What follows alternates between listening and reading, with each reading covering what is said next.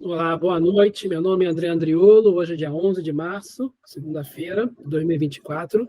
É a nossa sexta reunião. Estamos estudando o livro Gênesis, Mosaica. Vamos estudar o capítulo 4 a 9. Vamos falar de Caim, de Abel, de Sete, de Noé, do dilúvio e da Torre de Babel. Como a gente sempre fez, né, no nosso estudo, eu sempre falo que a gente não tem nenhum objetivo, nenhuma intenção de falar alguma coisa que possa ir de encontro a alguma ideia, alguma controvérsia teológica. A gente não quer brigar com ninguém, tá? Nem interpretação de outra religião.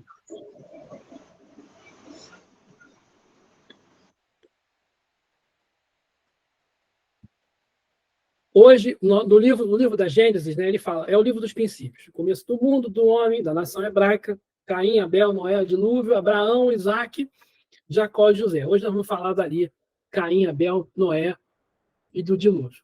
O nosso objetivo de hoje é analisar os capítulos de 4 a 9 da Gênesis Mosaica, discutir o relacionamento de Caim e Abel e falar um pouquinho do Noé, do dilúvio e da Torre de Babel. Pessoal, fecha o microfone aí, por favor. Então, de novo, a estrutura da Gênesis são essas 11 partes aí que não coincidem exatamente com os capítulos. A Gênesis tem 50 capítulos, nós já tínhamos visto isso antes. Nós vamos falar hoje de 3 pedaços: das gerações de Adão, das gerações de Noé e dos filhos de Noé. Nós vamos falar aqui, vai lá desde o capítulo 4 até lá no final do capítulo 11. Então, gerações de Adão e de Noé. Então, começa com o assassinato de um irmão. Caim mata Abel. Caim Deus vira, Yahvé vira para Caim e fala: o que você fez, meu? Fiquei com raiva dele e matei ele. E aí, Caim é expulso, vai para uma terra de Nod, N-O-D, e lá depois ele constitui família e tem vários filhos. Só que Adão e Eva têm um terceiro filho chamado de Sete. E aí os descendentes de Sete, da descendência de Sete, vai chegar até Noé. Noé, quando na época de Noé, Deus acha que o mundo está muito bagunçado, que o homem está fazendo muita besteira, resolve destruir o mundo de novo. Então, chama Noé, que é o escolhido, e fala para Noé: pega a tua família, tem 3 filhos com as esposas, 3 noras, junta lá um par de cada animal, as aves e dos animais puros, né, que a Francine já falou, junta 7 pares de alguns animais para ele, os outros são todos um par só. E depois acontece o dilúvio. Depois que tem o dilúvio, 40 dias chovendo, 150 dias para a água baixar, e aí a família de Noé sai, e os animais saem da arca e povoam a terra. Deus faz uma aliança com Noé, prometendo a ele que não vai nunca mais destruir o mundo. E aí tem a história dos descendentes de Noé. Vai falar de um monte de gente que viveu um montão de tempo.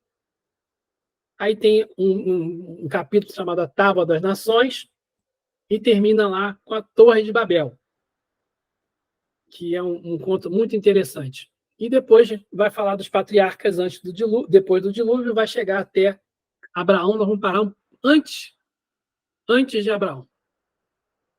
Vamos parar antes de Terá, que é o pai de... Um minutinho aqui.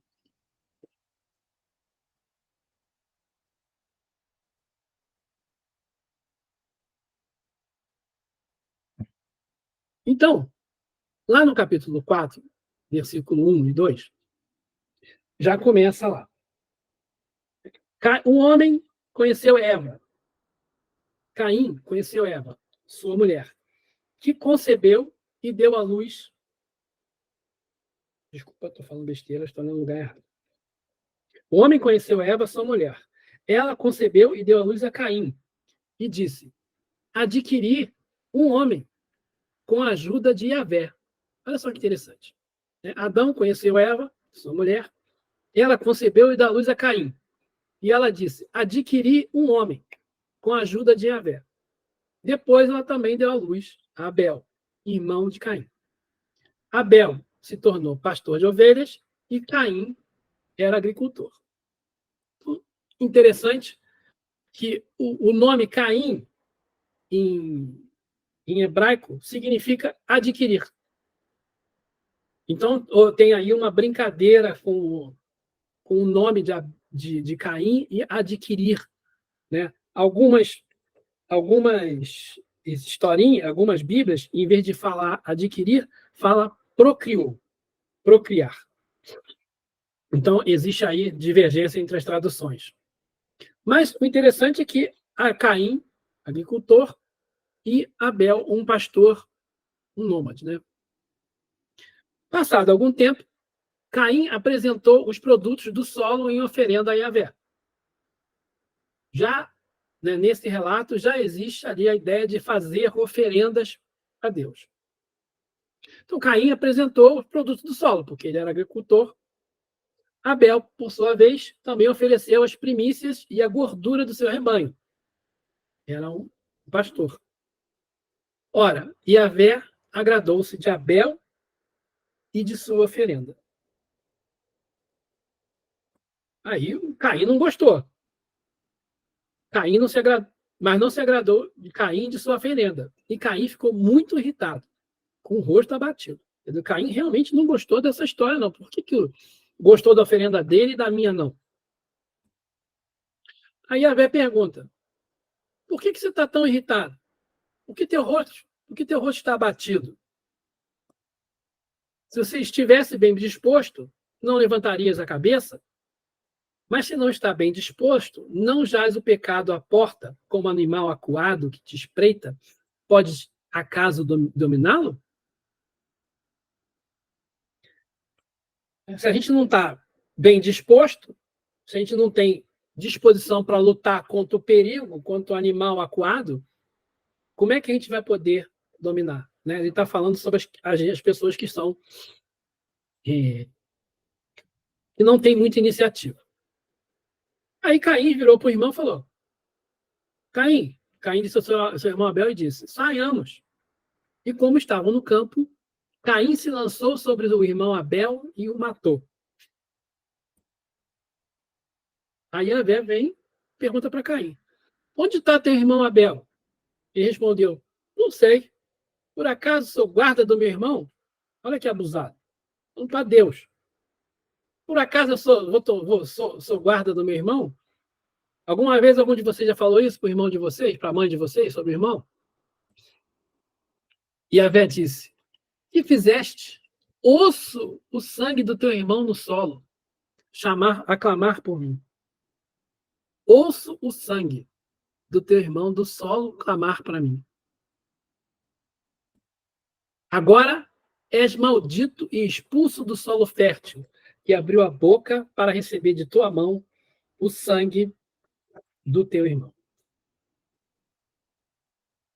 Vamos lá. Vamos entender, né? Tentar entender o que está aí. Primeiro, Abel é o agricultor. O agricultor, ele é fixo. Ele é sedentário nesse sentido de que ele fica parado. Já Abel é o nômade. Quer dizer, Caim é o agricultor, o fixo. Abel é o nômade. É o que anda. É o que está sempre em movimento.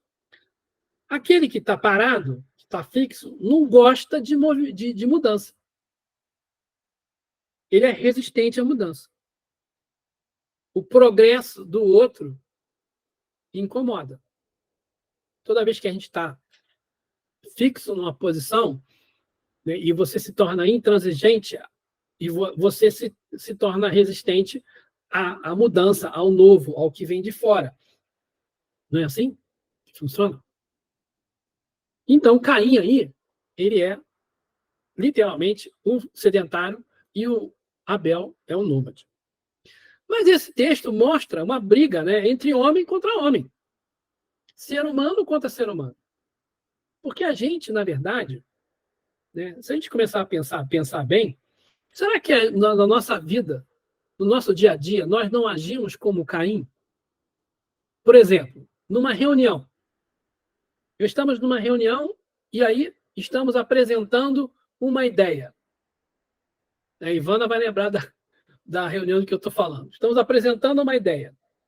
Aí vem uma pessoa que não gosta da ideia, que vai contra, porque essa pessoa vai ter que se mexer, vai ter que sair, porque a ideia é uma ideia que vai fazer a gente se mover, uma mudança, vai trazer uma mudança. Essa pessoa que é resistência à mudança, ela luta contra, até que ela mate a ideia. A gente luta contra para matar a ideia. No ambiente de trabalho, quantas vezes a gente vê as pessoas, né? Estamos lá trabalhando em grupo, aparece uma revelação, né? Uma estrela nova, alguém que é uma ameaça para você. E aí o cara que é o chefe percebe aquela pessoa mais nova subindo uma nova estrela, o que ele faz? Ele elimina o mais rápido possível aquela ameaça. Dá um jeito de mandar embora, quando tem essa relação de chefe subordinado. Então, né, o ser humano tem essa ideia. Né? O meu espectro político quer destruir o espectro político do outro. A minha ideia tem que destruir a do outro. Então, homem contra homem. E o que é interessante é quando Caim fala, né? Pô, eu sou pai do meu irmão, eu tenho que ficar, sou guarda do meu irmão, né? É uma revolta de Caim contra Deus, revolta do homem contra Deus. O homem se revolta contra as leis divinas, todos nós, porque a gente não aceita as coisas que acontecem com a gente, por exemplo. A doença, a gente não aceita a falta de dinheiro, a gente não aceita as dificuldades da vida, a gente se revolta quando acontece alguma coisa, a gente quer vingança. Por quê? Nós não conseguimos aceitar o que vem para a gente. A fé, né? O que é a fé? A fé é você aceitar, se resignar. E é muito difícil. Eu não consigo. Eu não sei vocês, mas eu não consigo. Muitas coisas a gente luta contra. E o que é interessante é que quando a coisa não tem que ser, você luta contra, luta e não adianta. Não vai. Porque não é para ser. E eles sempre falam, né? Deus fecha uma porta, abre uma janela. E a gente fica tentando passar pela porta fechada em vez de olhar pela janela que tem uma solução. Mas a gente fica lutando contra isso. Então, o Caim ali representa o egoísmo na sua essência. A infância. Né? A gente estava falando isso hoje lá na palestra do Allan Kardec, sobre o papel da criança, né? O comportamento da criança. A criança é egoísta por natureza. A gente fica brincando, né? Dá para dar um brinquedinho para uma criança. Dá esse brinquedinho aqui para a criança. 3 anos de idade. Olha, eu vou te dar esse brinquedinho, mas tu tem que compartilhar com o teu amiguinho. Não vai acontecer. Não é da natureza da criança. E muitos de nós, ainda nos comportamos como criança. A gente fica chateadinho quando alguém fala alguma coisa que a gente não gosta. A gente quer derrubar o outro, porque o outro não pensa como nós. A gente acha que o que eu faço está certo, o que o outro faz está errado. Eu te disse, eu vivo falando, mas fulano não me escuta. Então, nós temos às vezes, esse comportamento infantil, porque nós ainda somos espíritos daquela primeira, né, da terceira ordem, né, dos espíritos imperfeitos, onde a matéria predomina sobre o espírito, onde o meu egoísmo predomina sobre as leis de Deus. E aí, ouço o sangue. Ouço o sangue. Nós sabemos que nós estamos imersos no fluido cósmico universal. E o fluido cósmico universal, já nos disse André Luiz, já nos disse Emmanuel, né, é o hausto divino. É a respiração de Deus. A gente está, né, e a Kardec fala, né, os espíritos falam no livro dos espíritos, que nós estamos imersos nesse fluido cósmico universal como os peixes estão nas águas dos oceanos. Na água dos oceanos. Então a gente está imerso Então, nada do que a gente faz, ou do que a gente pensa, ou do que a gente quer fazer, os nossos problemas, o que a gente já fez em outra vida, é desconhecido para Deus. Deus é onisciente. Por isso que quando Caim mata Abel, Deus pergunta, cadê Abel? Ela tem que tomar conta do meu irmão? Não, porque eu ouço o sangue dele na terra. Porque Deus percebe quando a gente erra. Deus sabe o que a gente fez. Sabe o que a gente fez de errado e sabe quando a gente precisa de ajuda. Porque o que é a providência divina? É por isso que Jesus fala lá, né? Olhai os lírios do campo e os pássaros do céu. A providência divina sabe o que a gente precisa. O problema é que nós somos resistentes à providência divina. A gente, às vezes, não deixa acontecer. Fica revoltado, quer correr atrás. Isso é muito difícil. Muito difícil. Mas todo o texto bíblico do Antigo Testamento ele é muito simbólico. Muito simbólico. E a gente tem que tentar entender o que está dizendo aí. Esse assunto todo esse ponto de vista que eu coloquei aqui, os exegetas católicos e protestantes falam de todos eles, com exceção do fluido cósmico universal. Que naquele Severino Cavalcante fala, e também o Haroldo Dutra Dias também menciona essa interpretação. Porque qual é a utilidade dessa passagem para a gente? A gente não pode achar que o que está ali na Bíblia... Não é Severino Celestino? Severino, foi ele que falou, ele também fala isso. No livro Analisando as Traduções Bíblicas, acho que é esse o nome. Então, vou mandar. Outra coisa interessante ali é que Deus prefere o irmão mais novo, ao invés do mais velho. Porque o normal é vocês é a história do primogênito, né? O primogênito que é o herdeiro. E nessa situação, ele fala do mais novo. Só que essa mesma situação acontece com Isaac, que é preferido a Ismael, a Jacó, que é preferido do que Esaú, a Raquel, que é preferida a Lia, né? E existem mais. Davi é preferido dos outros filhos de Israel, de Saul. Davi é coroado rei e não os filhos do rei. Deus vai ungir o Davi e não os filhos do rei. Salomão também é preferido de Deus com relação ao seu irmão mais velho. Então, existe... por que isso acontece se existe na lei, né, na lei mosaica, lá, um dos 613 itens do Código Mosaico, ele fala que o primogênito é que tem prioridade. Mas Deus constantemente vai contra isso, né? A única explicação é que Deus percebe, ele não olha para a matéria, ele olha para o sangue, o espírito. Não olha para o sangue, olha para o espírito.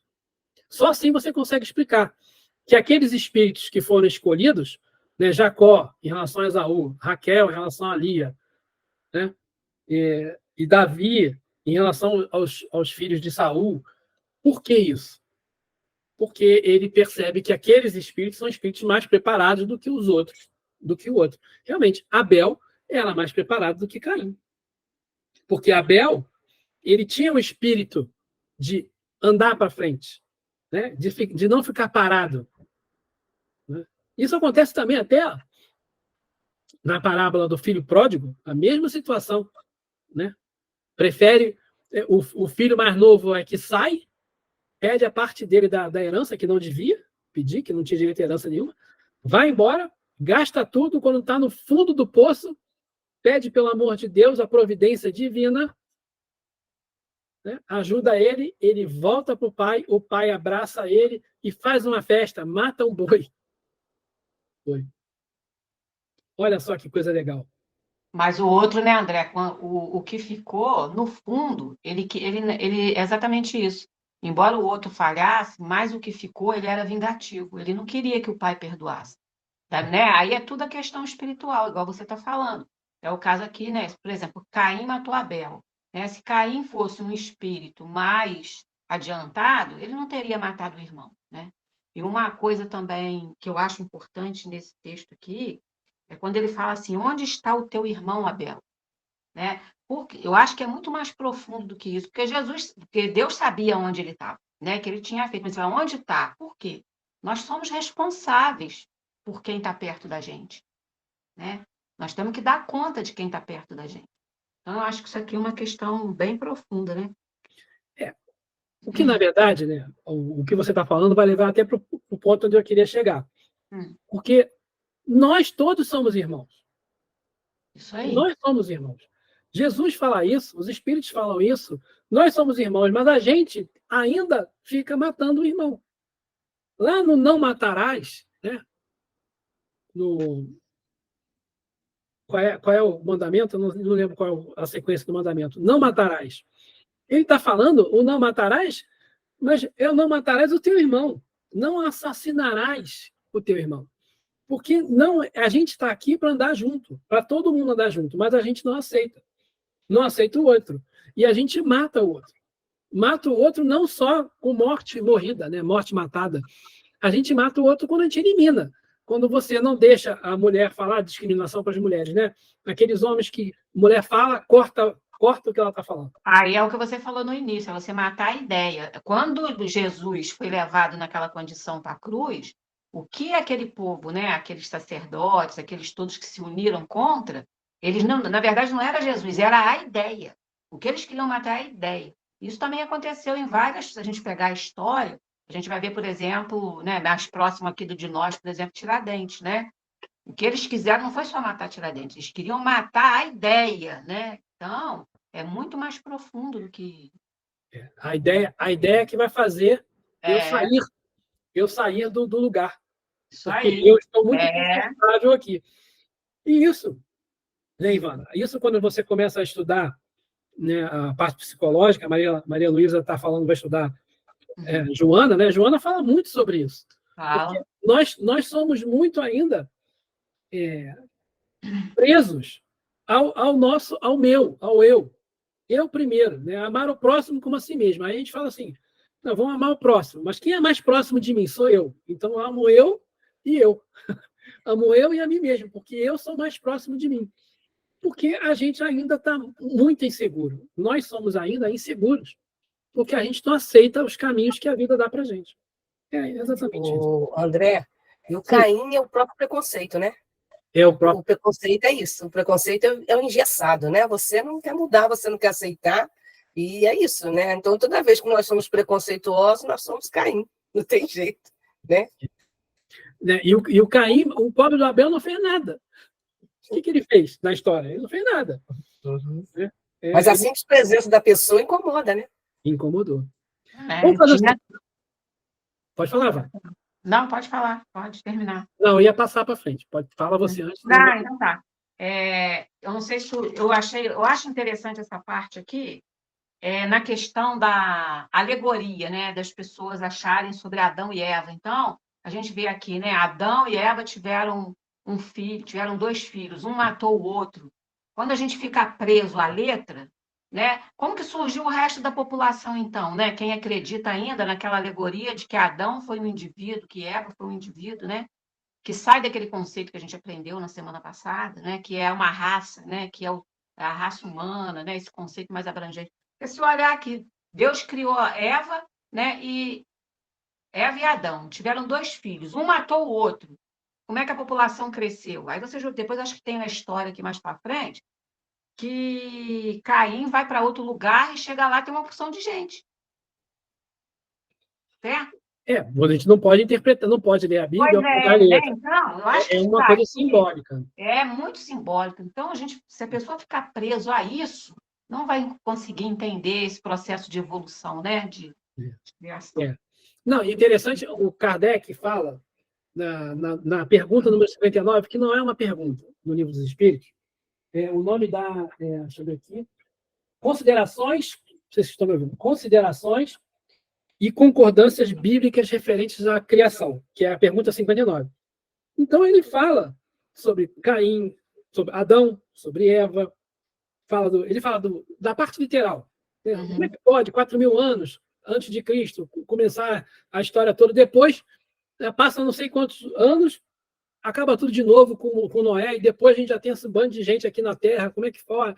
Ele fala das evidências arqueológicas, porque a gente não pode falar da Bíblia como se fosse uma interpretação ao pé da letra. Isso assim, se a gente ainda interpreta isso, não dá mais. Já passou. A Cláudia falou aqui que ela acha, por isso que é difícil para ela ler sozinha, e depois ela mandou mais um comentário que eu perdi aqui. Deixa eu ver se eu consigo pegar o comentário. Porque a interpretação é bem mais profunda. É isso que ela está falando.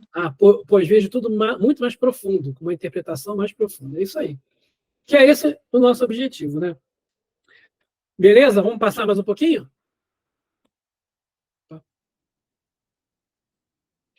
Eu queria que vocês, para a gente não perder o hábito, procura aí na primeira epístola de João. Primeira epístola de João. Capítulo 3, versículo 11. Primeira carta de João. Não é o Evangelho. Tira o som aí, por favor.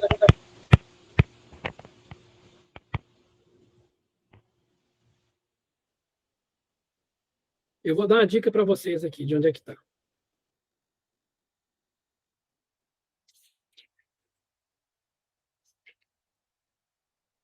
Está logo depois das epístolas de Pedro. Aí de Pedro, depois vem a primeira epístola de João, segunda epístola de João, e depois Judas, e depois Apocalipse.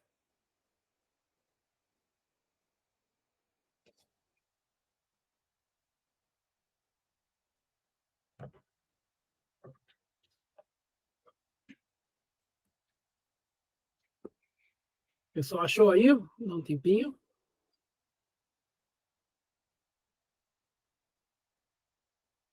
A gente sempre acostumava a manusear, né, a Bíblia.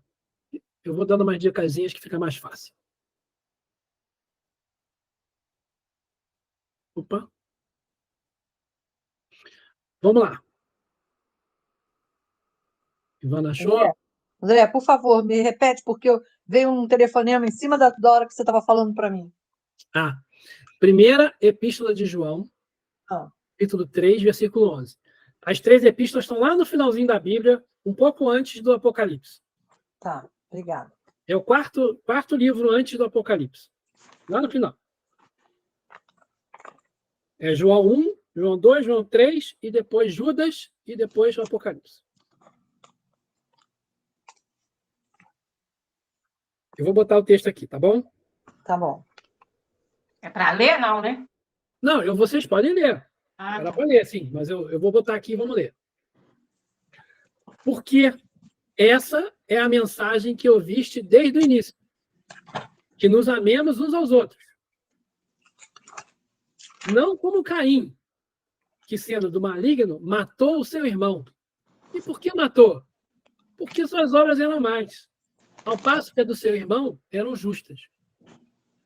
Não vos admireis, irmãos, se o mundo vos odeia. Nós sabemos que passamos da morte para a vida, porque amamos os irmãos. Aquele que não ama, permanece na morte. Passamos da morte para a vida, porque amamos os irmãos. Aquele que não ama, permanece na morte. Do que ele está falando aí?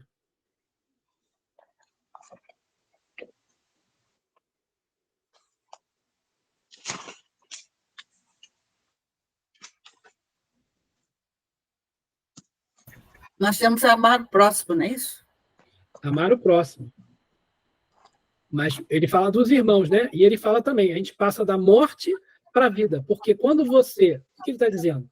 Quando você... Enquanto a gente ainda está igual a Caim, que Caim representa uma parcela da humanidade, né? A parcela egoísta. Enquanto a gente está representando, a gente precisa morrer. Precisa nascer, viver e morrer. Quando a gente não for mais egoísta, a gente não precisa mais morrer. Significa não precisamos mais reencarnar. Atingimos já um nível que não é mais necessário reencarnar. De novo, lá na escala espírita. Quando você odeia, você está preso, né? A partir do momento que você aprende a amar, é a liberdade, né? Tem vários níveis, né? Essa história, né? Você pode pensar, eu estou morto ainda para a vida, e enquanto eu não aprender a respeitar, amar aqui é respeitar o irmão, né? Paulinho gosta quando eu falo isso, né?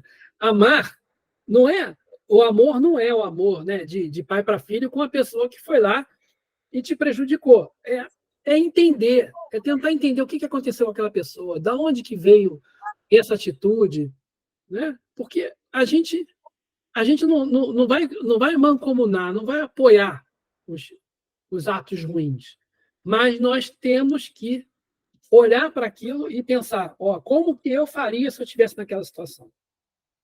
Será que eu já aprendi isso? Será que já é uma aquisição do meu espírito? Eu já aprendi muita coisa. Já tem algumas aquisições, mas tem muita coisa ainda para correr atrás. Vamos andar, que a hora anda. Aí, né, Deus vai colocar um sinal sobre Caim, que é interessante, porque Caim fala para Yahvé, a minha culpa é muito pesada. Deixa eu voltar aqui para onde a gente estava. A minha culpa é muito pesada para suportá-la. Quer dizer, Caim não nega. Não nega que matou. Vê, hoje tu me banes do solo fértil, porque Deus vai mandar ele embora. Terei de ocultar-me longe da tua face e serei errante, fugitivo, sobre a terra. Mas o primeiro que me encontrar, me matará. Yahvé responde, quem matar Caim será vingado 7 vezes. Yahvé colocou um sinal sobre Caim, a fim de que ele não fosse morto por quem o encontrasse. Caim se retirou da presença de Yahvé e foi morar na terra de Nod, a leste de Éden. Nod, sabe o que significa Nod? Errante. E o que significa matar Caim? Quem matar Caim vai ser vingado 7 vezes. Se vocês tiverem curiosidade e forem lá no capítulo 4, logo um pouquinho na frente, no versículo 17, no versículo 17 a 24, fala assim, Caim conheceu sua mulher, lá naquele lugar onde não tinha ninguém, né? Como é que pode, né? Caim conheceu sua mulher, que concebeu e deu à luz a Enoque. Tornou-se um construtor de cidade. Quer dizer, Caim se tornou um construtor de cidade. E deu à cidade o nome do seu filho, Enoque. A Enoque nasceu Irade, Irade gerou Maviel, Maviel gerou Matusael, Matusael gerou Lameque, Lameque tomou para si 2 mulheres. A primeira era Ada e a segunda Sela. Ada deu à luz a Jabel, e ele foi o pai dos que viveram sob a tenda e têm rebanhos. O nome de seu irmão era Jubal. E aí vai falar sobre isso. Aí depois, no 23, ele fala assim, Lameque disse às suas mulheres, Ada e Sela, ouvi minha voz. Mulheres de Lameque, escutai minha palavra. Eu matei um homem por uma ferida, uma criança por uma contusão. É que Caim é vingado 7 vezes. Mas Lameque 77 vezes. É como se Lameque fosse uma reencarnação de Caim. Severino Cavalcante fala sobre isso no livro dele, analisando as traduções bíblicas. Ele afirma exatamente isso. E aí ele fala que Lameque seria a 7ª geração. Eu contei aqui, só dá 6. Eu devo estar contando alguma coisa errada. Mas é como se Lameque, ou então as filhas dele, fossem a 7ª geração, né? Então, como se Caim, né, o mal que a gente faz a gente vai pagar lá na 7ª reencarnação. Fala, Maria Luísa. Tem que liberar o som. Desculpa. A Ada e Zilá, aqui na Bíblia está escrito Zilá, tu falou Silá, né? O nome? Os nomes têm diferença. Ada e Zilá, ouvi a minha voz. Aí, para mim, eu acredito assim que essa coisa de 70 vezes 7 já foi um caminho para quando Jesus falou nisso, né? Não, ele fala 77. 77, então. O número 7, a gente vai fazer uma reunião provavelmente só sobre o número 7. Uhum. Porque o número 7, ele é meio que ele representa a perfeição. Isso. E o 7 são 7 dias da criação. Caim vai ser vingado 7 vezes, né? Descansou no 7º dia, tudo é 7. Tudo, tem um monte de 7. Eu tenho até já separado aqui, já na malandragem. Depois eu vou falar mais sobre isso. Mas, por exemplo, na verdade, André, na verdade, essa coisa de 70 vezes, 7 vezes, são as reencarnações, né? É reencarnações. É a sétima reencarnação. Exatamente isso. E o 7, ele aparece em um monte de coisas. Ele aparece até, uma coisa bem interessante, lá em Mateus, quando Mateus termina a genealogia de Jesus, ele fala que entre Davi, eu sei falar porque eu esqueço esse troço, já falei com a minha mãe, eu esqueço. Eu não quero andar muito fora, não. Mas isso que Mateus fala, entre Davi e o exílio da Babilônia, houveram 14 gerações. Entre o exílio da Babilônia e Jesus, mais 14. Desculpa. Entre Abraão e Davi, 14. Entre Davi e o exílio da Babilônia, 14. Entre o exílio da Babilônia e Jesus, 14. 3 vezes 14. É a mesma coisa que 6 vezes 7.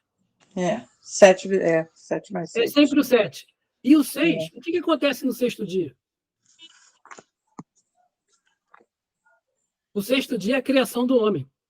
Então, 6 é o número do homem. Lá na besta, lá do Apocalipse, é o 666. Ivana aprendeu lá com o Haroldo Dutra, né? Quem é a besta? A besta é o ser humano. 666. 3 vezes. Aí.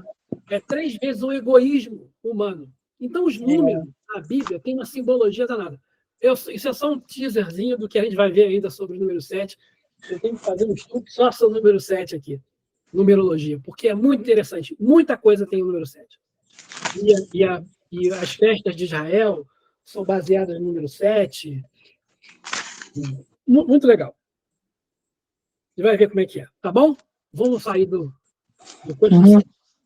quase 9 horas, depois vocês brigam comigo, que demora muito tempo. Não, pode ficar. Por mim, pode ficar. Bom, então, depois ele vai falar da idade avançada dos patriarcas, né, no capítulo 5. E também tem um negócio com os números do patriarca, mas eu não vou entrar nisso aí, porque é muita coisa. Mas existem essas duração, né? A gente sempre guarda de Jerusalém, Matusalém, né? 969 anos de vida, Matusalém. Eu tinha um amigo que era um chato, o pessoal falava que ele era velho, o apelido dele era Matusalém. Aí, os redatores da Bíblia, eles se inspiram em fatos. Isso não há dúvida. Então, esse texto aí, ele é uma mistura de fatos e literatura a serviço de uma mensagem espiritual. Eles falam sobre eras e somam datas. Então, igual a gente tem assim, a era cristã, a era Vargas, a era dos Césares de Roma, né? A era de Matusalém, a era de Lameque, a era de Noé. Então, esses prazos, né, são eras. Eu já li alguns livros protestantes que ele falam assim, tem gente que fala que isso aí é período, que é era, mas está tudo errado, que realmente era assim. Porque naquela época a Terra não estava poluída e o pessoal vivia mais. Mas essa é uma interpretação, uma leitura ali, né, do que está realmente escrito, interpretação literal do texto. A gente tem que entender mais sobre isso. A explicação mais óbvia, mais simples é essa. Só uma observação, tem um Enoque, não é o mesmo Enoque, o filho de Caim. Tem um Enoque que foi um patriarca, né, muito diferente dos outros, um excelente patriarca. E esse patriarca foi arrebatado por Deus, ele não morre. Ele desaparece da terra, vai embora, Deus leva. E ele foi arrebatado depois de 365 anos, que por acaso é o número de dias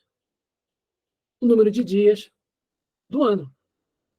Então, alguns estudiosos comparam as datas, falar muito rapidamente, o tempo de vida dos dos patriarcas, desses patriarcas aí, com os períodos de translação dos planetas. Porque o número deles bate com o número de tempo, de anos que ele viveu, bate com o tempo de translação dos planetas. Então, é muita elucubração, muita viagem em cima, então é melhor a gente nem entrar nisso. Eu acho que a melhor explicação é a questão da era, que eu acho que é a que faz sentido. Então, a linhagem de Noé. Então, agora a gente vai falar de Noé. Desculpa. Caim matou Abel, e aí Eva vai ter mais um filho. Né? Mais um filho, que é o Sete. Parece Sete de novo, né? Mas eu fui ver aqui, não tem nada a ver com esse Sete. Então, lá no Gênesis capítulo 6, versículo 5, para frente, começa a falar sobre o dilúvio. E na Bíblia de Jerusalém, essa parte começa com o nome A Corrupção da Humanidade. Yahvé viu que a maldade do homem era grande sobre a terra e que era continuamente mau todo o desígnio do seu coração. Caim, né? o egoísta, a maldade. Yahvé arrependeu-se de ter feito o homem sobre a terra e afligiu-se o seu coração. E disse a Yahvé: farei desaparecer da superfície do solo os homens que criei, e com os homens os animais, os répteis, as aves do céu, porque me arrependo de os ter feito. Olha só, né? Deus arrependido. Que situação. Bom, acontece que os sumérios, né? Deixa eu pegar minha cola aqui. 3.000 anos antes de Cristo, 3.300, 2.700, na média, os sumérios viveram naquela região onde depois virou a Babilônia, Mesopotâmia. E esse Atrahasis aí, a epopeia de Atrahasis, que fala Atrahasis, ele conta uma história de que existia um Deus que escolheu uma pessoa e que avisando que haveria um grande dilúvio e que esse escolhido fizesse lá, separasse a família dele, os animais, e entrasse num barco, porque haveria um grande dilúvio. Então, nesse manual bíblico Halley, que eu uso muito aqui, que é protestante, ele fala assim: os babilônios, os assírios, os egípcios, persas, hindus, os gregos, os chineses, os frígios, os insulares de Fiji, os esquimós aborígenes americanos, os índios brasileiros, peruanos, qualquer ramo da raça humana, semítico, ariano, turaniano, tem tradições de uma grande inundação que destruiu toda a humanidade, menos uma família. Esse fato que se gravou indelevelmente, de forma permanente, na memória dos ancestrais de todas essas raças. Então, onde há fumaça, há fogo, né? Os egípcios falavam da lenda dos deuses que certa vez purificaram a terra, um grande dilúvio. A tradição grega fala que os deuses iam trazer inundação à terra. Aí que construiu uma arca que pousou no Monte Parnaso, lá em Atenas. Uma pomba foi solta 2 vezes. Na tradição hindu, Manu, que foi avisado, construiu um navio, escapou sozinho de um dilúvio que destruiu todo mundo. Na tradição chinesa, na Inglaterra, os druidas falavam sobre isso, né? Os polinésios, os mexicanos, os peruanos, os índios americanos, na Groenlândia. Então, assim, todos esses povos têm essa história. Tem essa história.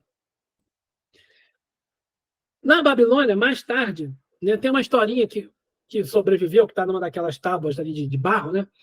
Xilutro, o rei, foi advertido por um dos deuses para que construísse um navio e neles recebesse seus amigos e parentes de todas as várias espécies de animais, com todo o alimento necessário.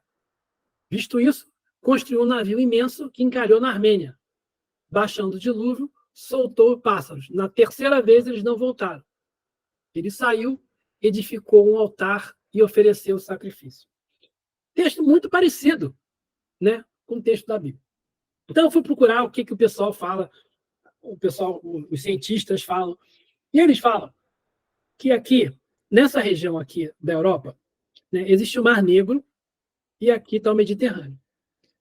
Entre o Mar Negro e o Mediterrâneo e o Mar Negro tem o Estreito de Bósforo, tem o Mar de Mármara, tem o Estreito de Bósforo. Esse estreito é pequenininho, tem uma ponte. É pequeno mesmo. Eu devia ter posto a foto da ponte. É uma coisa, é bem estreita mesmo.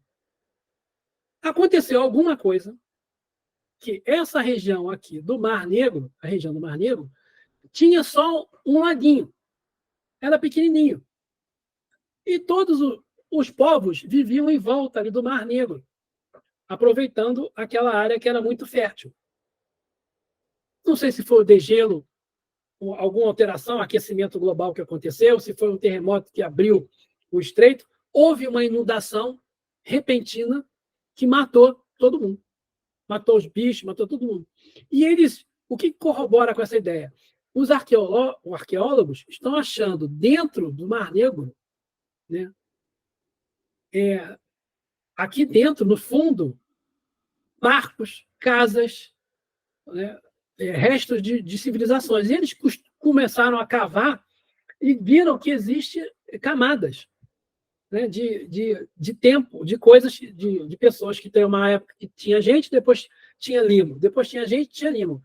Então, esse dilúvio universal parece ter sido essa inundação que aconteceu aí no Mar Negro, através do Bósforo. Porque tantas civilizações contando a mesma história, faz sentido que seja assim, né? Então, na Bíblia, ele faz uma... Deus, né, manda o Noé fazer uma arca. Faze uma arca de madeira resinosa, madeira dura.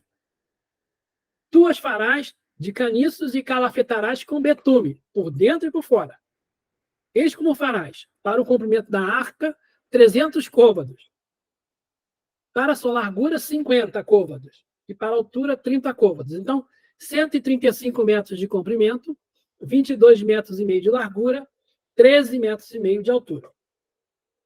É grande, mas não é grande igual o navio, os navios de... Não é igual o Titanic, vamos falar assim, é menor, bem menor do que o Titanic. É grande, mas é grande. Farás um teto para a arca e o rematarás um côvado mais alto. Opa, tem um ponto mais alto. Farás a entrada da arca pelo lado, farás um primeiro, um segundo e um terceiro andar. 3 andares.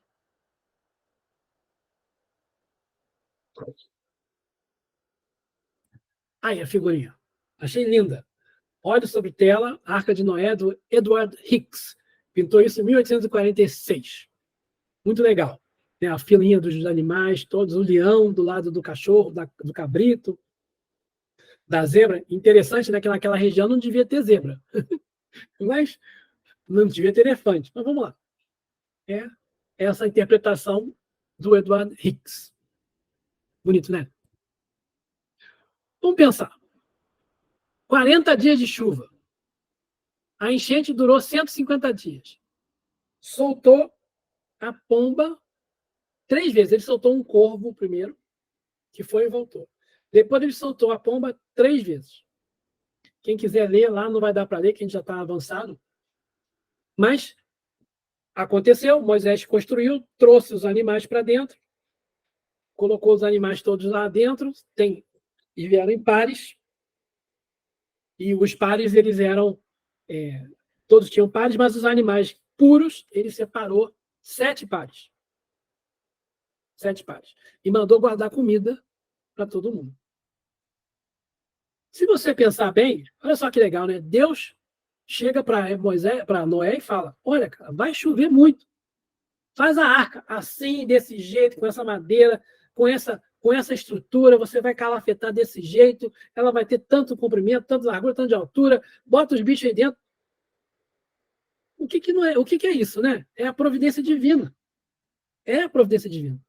A arca de Noé é a providência divina. É a representação da providência divina. Depois choveu um tempão e soltou as pombas. Depois que termina tudo, Deus faz uma aliança, a primeira aliança da Bíblia. Né? A primeira aliança da Bíblia. E aí, Deus fala com o justo, que é Noé, e eu, eis que estabeleço a minha aliança convosco, e com a vossa descendência depois de vós, e com toda a alma vivente que convosco estás, de aves, de gado, de todo animal da terra convosco, com todos que saíram da arca, até todo animal da terra. Estabeleço uma aliança convosco. Tudo o que existe não será mais destruído pelas águas do dilúvio. Não haverá mais dilúvio para devastar a terra. Disse Deus: eis o sinal da aliança que instituo entre mim e vós, e todos os seres vivos que estão conosco, para todas as gerações futuras. Se ele tivesse dito, olha, não, vou fazer aliança com vocês. Eu não vou mais criar, não vou acabar com a terra, e a providência divina vai ficar com vocês. Eu vou ficar o tempo todo com vocês. Vou tomar conta, igual eu tomei conta de Noé, quando eu falei para ele fazer a arca. Né? Não pode ser isso? A primeira aliança, que é uma promessa, eu estou lendo aqui a Bíblia NVI. Essa aqui. Promessa divina incondicional de nunca destruir a vida terrestre com uma catástrofe natural. E aí ele ainda diz na frente que o sinal da aliança é um arco-íris, ele fala no próximo versículo. É uma aliança que não tem retorno, não pede retorno. Eu vou dar para vocês, vocês não precisam dar nada. Essa aliança está com a gente até hoje. Olhai o lírio do campo, as aves do céu, porque eu vou dar tudo para vocês. A gente tem que saber administrar isso. A Torre de Babel. Também gosto dessa. Bom, depois do dilúvio, né, depois que acabou a inundação, existe uma nova ordem no mundo. Deus abençoa Noé, seus filhos, manda eles se multiplicarem, faz a aliança que eu li para vocês. Falei para vocês. E aí a Bíblia fala de Noé, dos seus filhos, da tábua das nações. Ele vai falando dos filhos, das gerações, né? Fulano era filho de Jafé, sei lá o quê. Filho de Cã, Cush, Messaim, Fut, Canaã. E aí ele vai dando os nomes, né? As genealogias. A gente não precisa ler isso.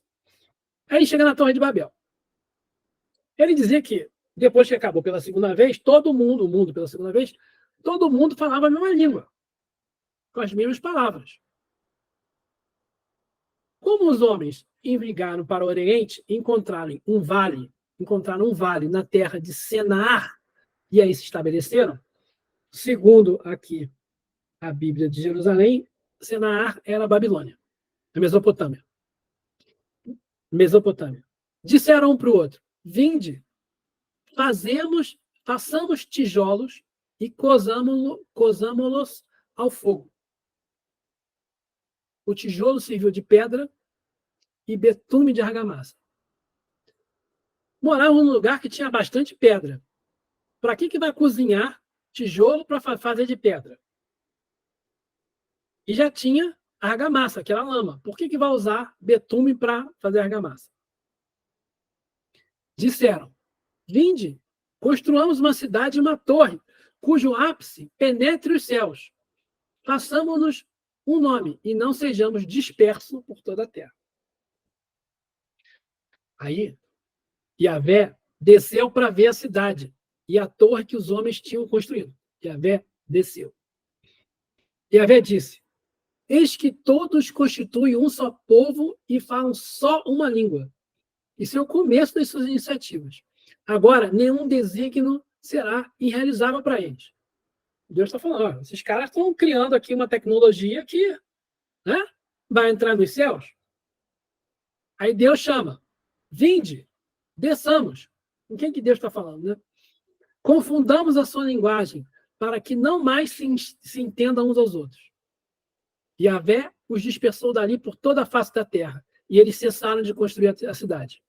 Por isso, o nome de Babel, pois foi lá que Yahvé confundiu a linguagem de todos os habitantes da terra, e foi lá que os dispersou sobre a face da terra. Babel, Babilônia, parece?